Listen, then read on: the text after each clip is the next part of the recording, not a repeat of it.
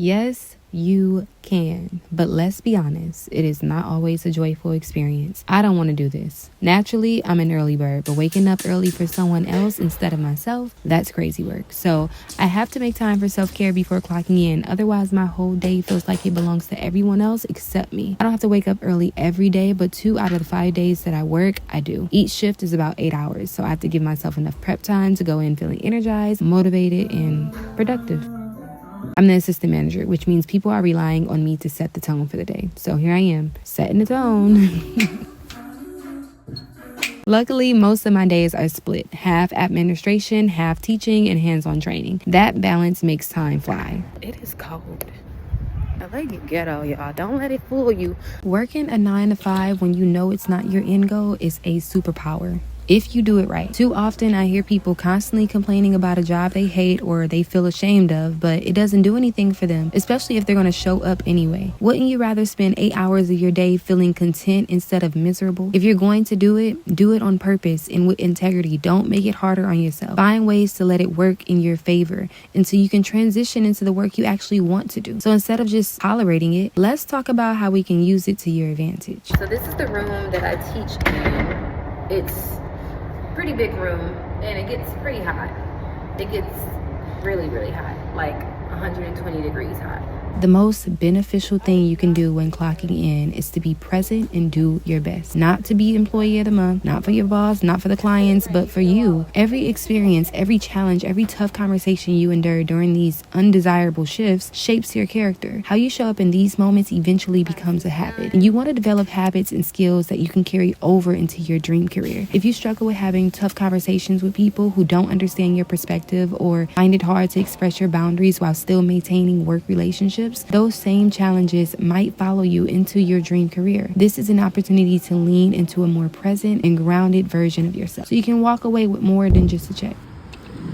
I truly believe that every moment has a lesson, and if you don't learn your lesson, you might be finding yourself in the same position over and over again. Once my shift is over, the most important thing I do is give myself a transition. This transition allows me to fully detach from my workday so I can focus on everything else that actually matters to me. Some days are better than others, but I never want my work stress to spill over into my creativity or to discourage me from being productive, because that happens. So when I'm home completely. How you transition is up to you. But for me, my favorite reset is a nap. I just took a 20-minute little power nap moment and I feel refreshed. It's really worth it. Golden hour is golden hour, y'all.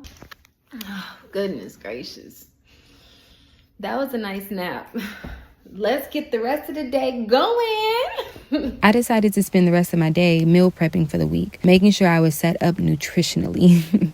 This week is packed with auditions to record, private sessions to teach, and little short form content to create. If you're like me and it takes you a minute to use your vegetables sometimes, but you don't want it to go to waste, then soaking them in water will allow it to last much longer. If I don't set myself up properly, it can feel way more overwhelming than it actually has to be. As a creator, opportunities can come out of nowhere, random bookings or auditions, last minute events, but if we're not already in preparation mode, we can risk missing out on big opportunities just because someone else is ready and we weren't. And there it is, celery juice.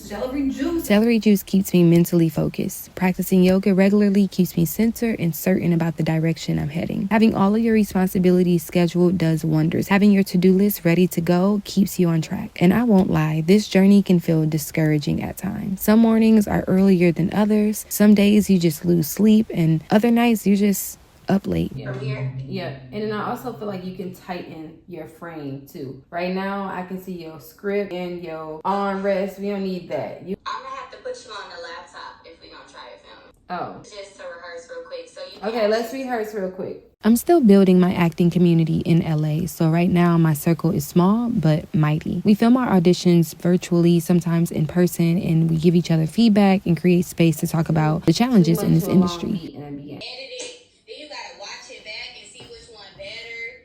Yeah. It's just, I don't know. That's the craft. I'm just looking at mine. My name is Shadi. Aw, sweetie pie.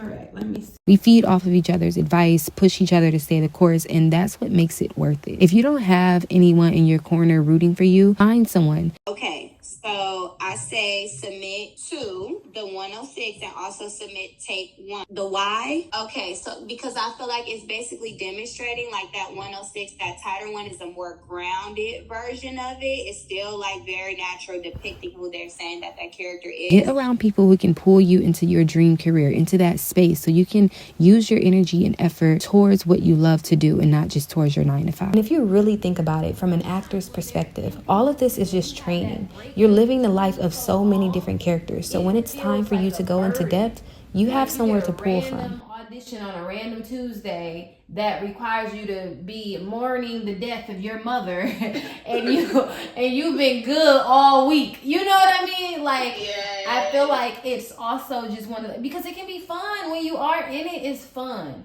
But when you have to put yourself in it randomly, when you're not consistent, that's when it becomes like work. It's good for us to like not level in our perfectionism so much too. Like, it's really all about the fun. Okay, I'm about to record my slate. Okay, have fun.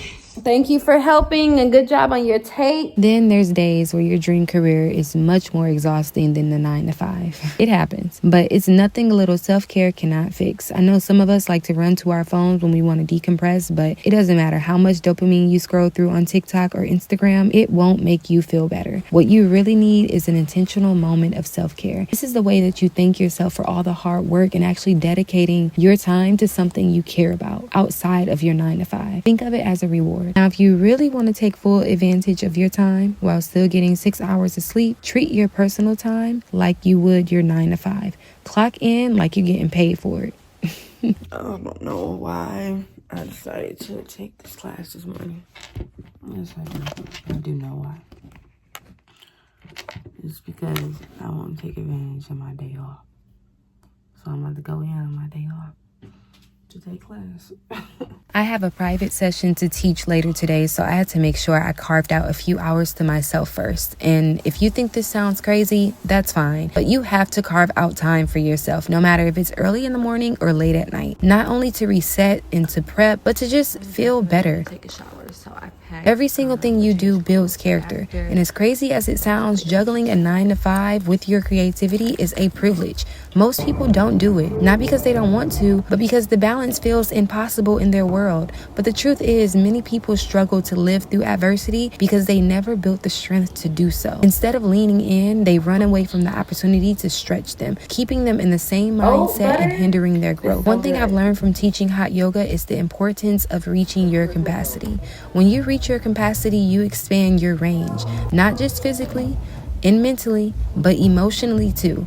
You develop resilience. You shift your perspective. You push past old limitations and realize you're capable of so much more. Every day you show up, you're making your desire to live your dream career stronger. You're taking advantage of your time and adding skills to your resume by the minute. So don't shy away from the opportunity to elevate and to stand out. I'm so happy because I just had a 5-second little chat in Spanish. I've been practicing my Spanish, so I'm a bilingual girl. Almost, not yet, but basically almost.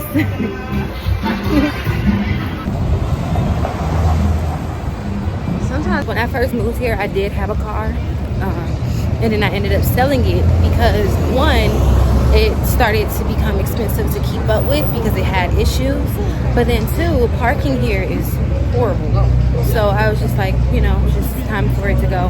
And I almost got into, excuse me, I almost got into an accident because my brakes were going out at that time too. So it was crazy. But now I'm about to get on the train station, and honestly, I don't want to get on the train. I am so happy to be home.